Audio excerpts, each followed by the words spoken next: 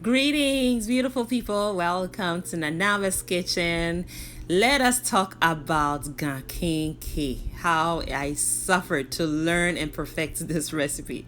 But I have, so let's get right into it. So I will be using 1 part of the cooked corn dough, which is also known as the aflata, to 2 parts of the uncooked. So in the cooking pot, I have poured in 3 containers of the corn dough, and I'm going to pour in double that amount, which is 6, into this bowl.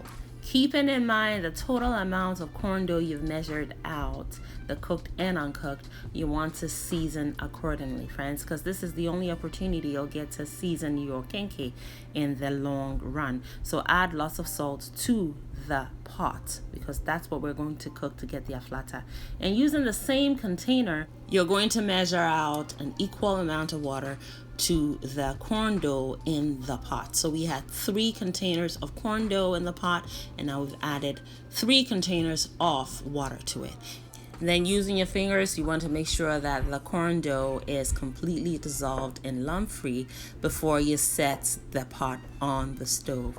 And then you want to stand there and consistently stir until the dough comes together into this dumpling-like structure. And so at this point, you can liken this procedure to making eto, which is fancy people bangkong. All right, friends. So you can choose to cook it through or not cook it through, because we are going to steam the kenkey until it's completely cooked through anyway. What you want is sort of a starchy binder, and that's what the aflata is. All right, so we got it. Now we're going to transfer the contents of the pot into the bowl of uncooked corn dough. And by the way, I fermented the corn for 15 days. And the reason I fermented it for that long is because when I started the fermentation process, it was during the cold season. So it took a little longer. If it was during the summertime when the heat level here is like an inferno, then it would have taken only about a week to get the fermentation. The more fermented your corn dough is, the tastier your kenkey in the long run, and also the texture is better, friends. Now I have my corn husk. I need to separate the layers, and I also need to wash them, and I need to also hydrate them. So I have soak them in some vinegar water and doing all 3 things at the same time: hydrating them, cleaning them, and separating the layers. Time to combine the cooked corn dough with the uncooked. The goal here is to make sure they're completely, thoroughly combined, friends. One of the recipes I used to guide my own was one from Lovey's Touch. She made very beautiful kenkey, and in that video she stated that you can use your stand mixer to achieve this purpose of combining the cooked and uncooked corn dough thoroughly. So if you have a stand mixer, use it for this purpose. I did it all by hand manually because Sister Madame could really use the workout. Let's be honest here, okay? I'm making all this kenkey and I'm about to consume a lot of it because I love kenkey, so why not? I have given my corn husk a final rinse with just water. Let's wrap it up, friends, literally. Best practice is to have a bowl of water set aside in which you're going to periodically rinse your hand in to create less of a mess, and also to get the dough sliding out of your hand a lot smoothly and cleanly. All right, so there we go. So take a handful or the size you want, and then simply wrap it with the corn husk. Make sure they're overlapping. If the corn husk is not big enough, all right, to wrap the entire kenkey at one go. And now you want to take the tail of the corn husk and sort of squeeze it to the head, all right, so that you have a tight wrap. And then you're going to turn it like that tightly, and then find one of the areas where you overlapped the husk, and then go in with the tail, insert it, and apply a little more of the dough and then cover it just like so with a corn husk. Just like so. And then as you're wrapping it tightly, if a little bit of the dough comes off the head area, take it out and put it back into the bowl of kinky dough.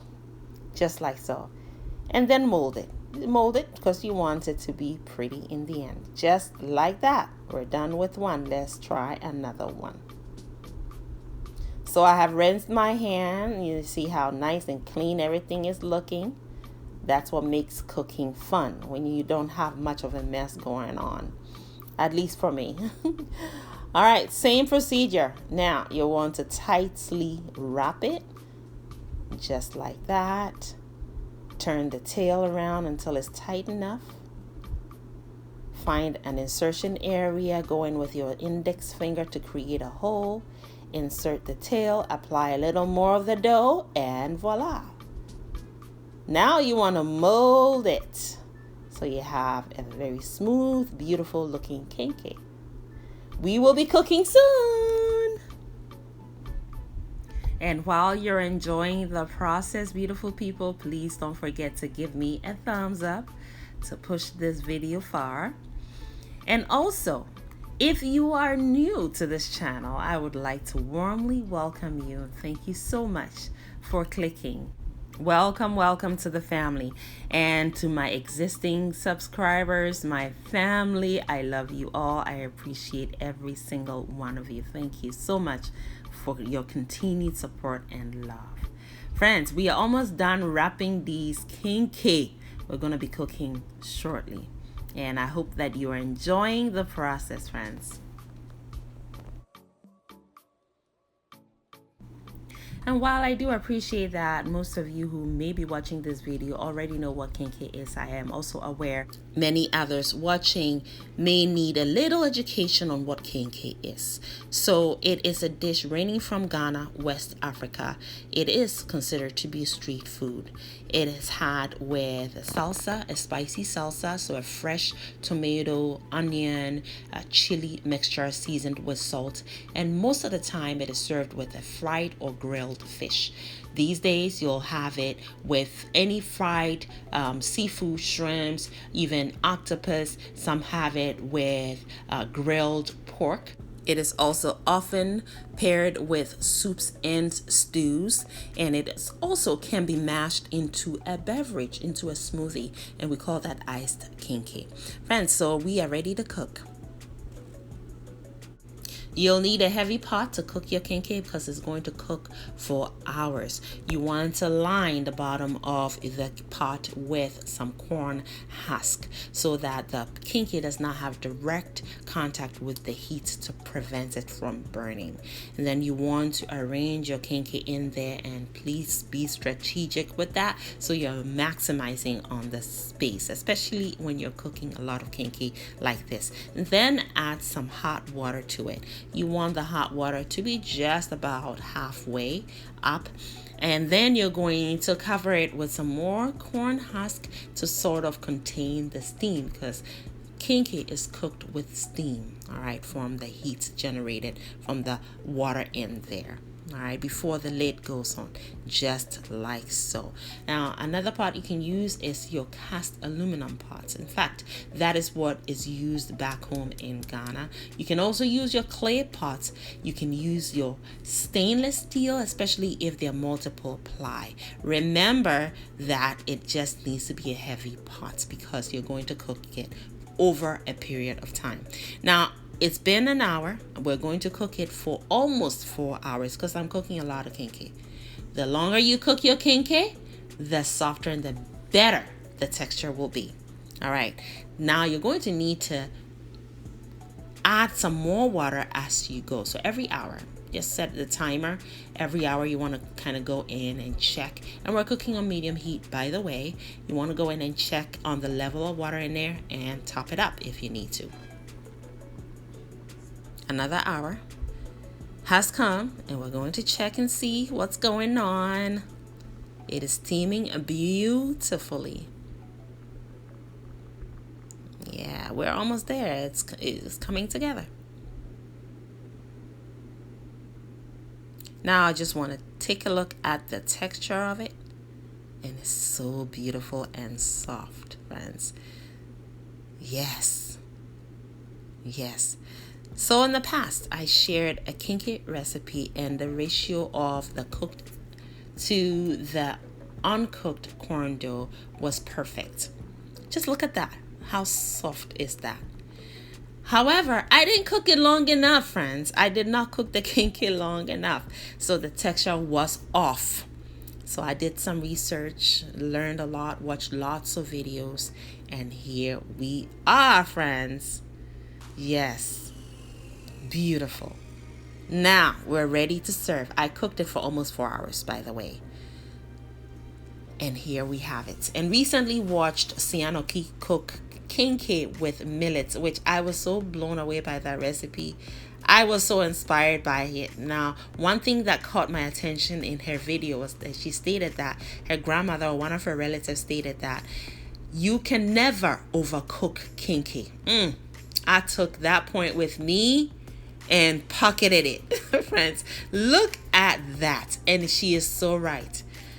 You can never overcook it. All right, friends, just don't burn it as long as you're adding water. Look at the texture of this Kinky. Yeah, this one made me very, very happy, friends. Thank you so much for watching. I love the texture of this Kinky. It is soft. Just say aso ankasa. Kinky bodo.